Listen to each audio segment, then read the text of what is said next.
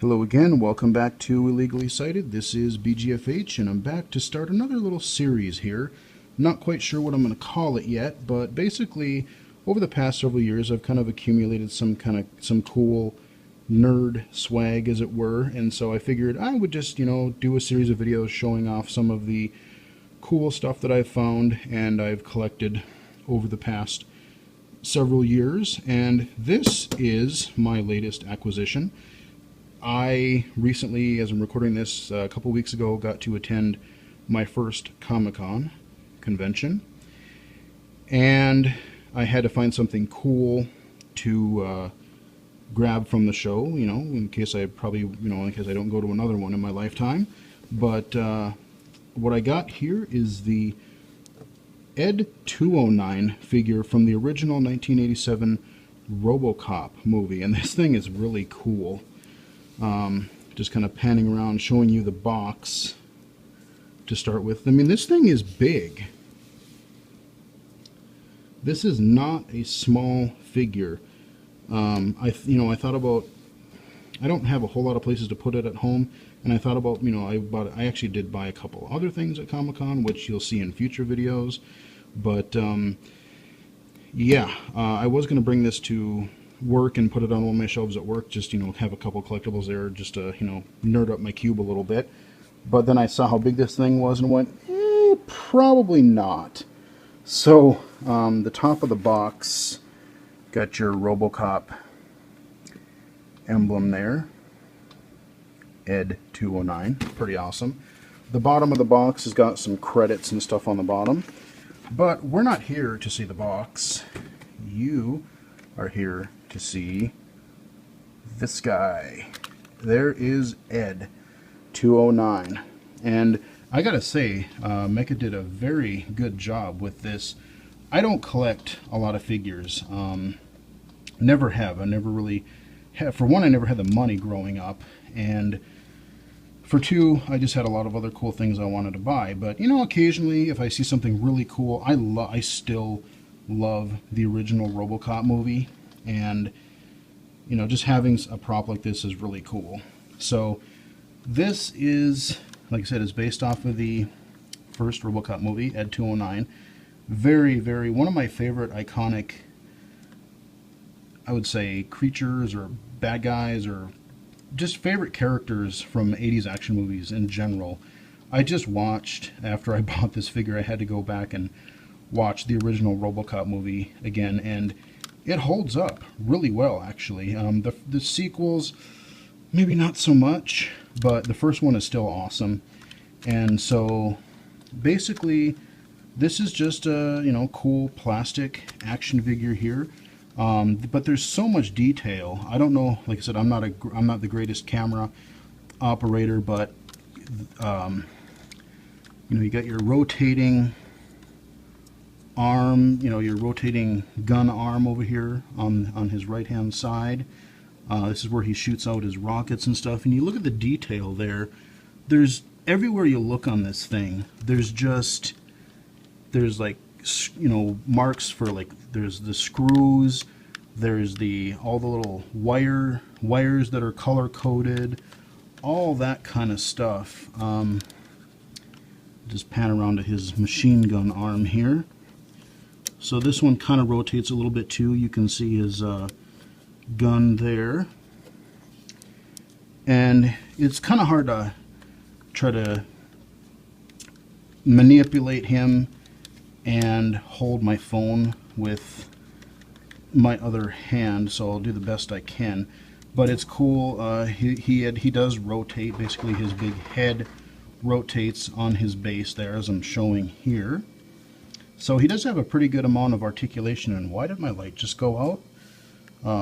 That's odd. Well, hopefully this will actually this looks a little better, I think. So we'll see how it actually comes out on the camera. We got his legs here, and these do actually, you notice there's little rods and stuff in here. You can move them up and down. I typically leave them in this position. I kind of like the way he looks in this position, but you can raise him all the way up. I do find that these are, the reason I don't want to do this a whole lot is because the legs, they really, One of them is it's stiffer than the other. I think it's this one that is harder to move and the other one isn't so bad. But I think over time, if you do that a lot, it's gonna not, I don't want to wear out the mechanisms in there. So here's the back of him. Again, we've got all kinds of, we zoom in there, we have all kinds of cool little attention to detail there. Yeah, why did my light? Weird. Now my light turned on again. That is really, really odd. So, and his legs do move. One of the cool things that would have been nice to add is, remember in the first movie where he's chasing RoboCop when he's trying to, come up and confront the head of OCP, the famous scene where Ed 209 is trying to chase him down the stairs, and he can't quite figure out, he's like moving his foot around and trying to figure out how to catch him, and then tumbles down the stairs.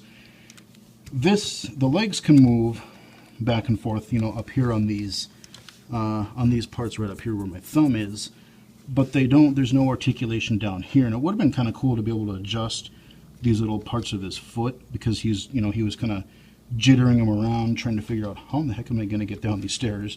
And then, like I said, he actually plummets down them.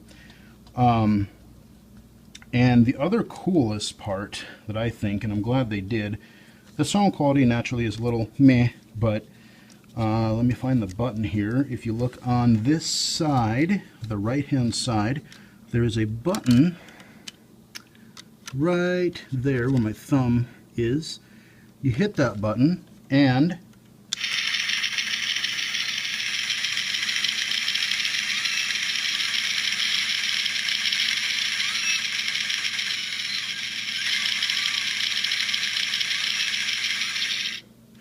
so you get that is the famous scene from the boardroom at the beginning of the movie where he just rips apart the guy in the boardroom, and that is definitely from the director's cut version, because it goes on and on. I mean, like I said, that scene is just, the thing I love about that movie is it's realistic and dark, but at the same time it's just so over the top ridiculous, and it balances that line so well.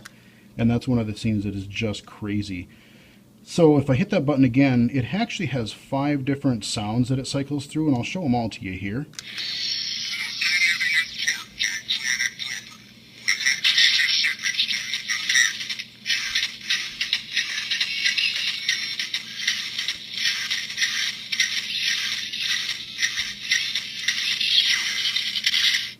That, of course, is the scene toward the end where RoboCop rolls up to the OCP building, and Ed 209 is protecting the entrance there, and just gets himself completely blown up.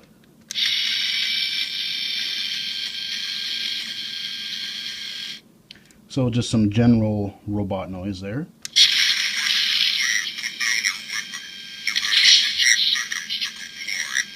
I love that. You have 20 seconds to comply. Again, from the boardroom scene.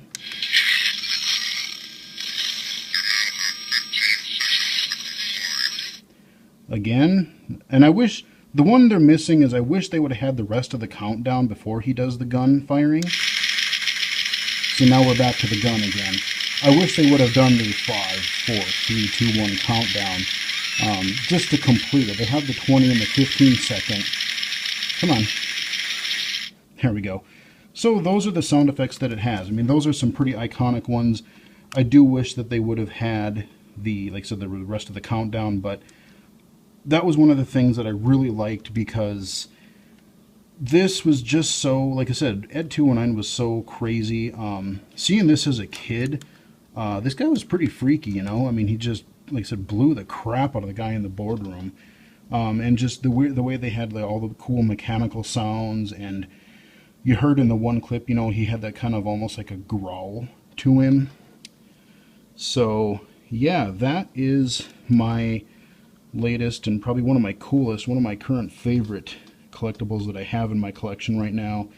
The Ed 209 figure from Mega? I forget if it's Mecha or Mega, but it's available.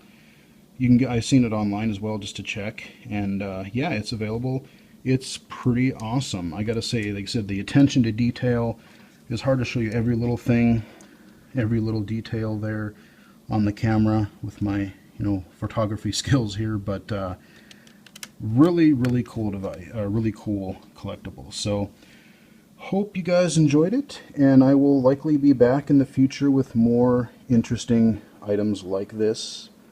So until next time, I will talk to you guys again later.